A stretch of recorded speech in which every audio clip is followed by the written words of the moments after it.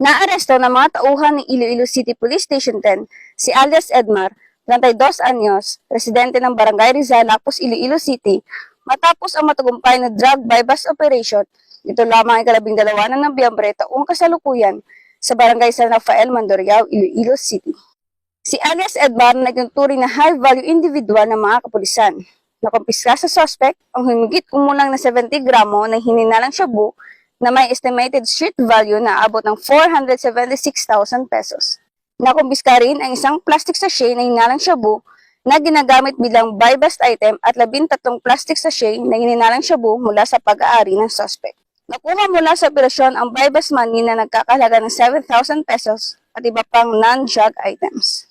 Ang suspect ngayon ay sa kalukuyang nasa kustudiya na ng Iloilo City Police Station 10 at harap sa kasong paglabag sa RA 9165 o Comprehensive Dangerous Drugs Act of 2002. Ang matagumpay na operasyon na ito ng Iloilo PNP ay bahagi ng patuloy na kampanya laban sa ilegal na droga sa rehiyon.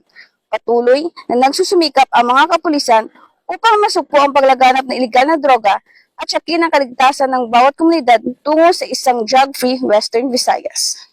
Mula rito sa Police Regional Office 6, ako ay ng PNN Correspondent, Patrolwoman Ninette Sabla, alagad ng batas, tagataguyod ng Balitang Police.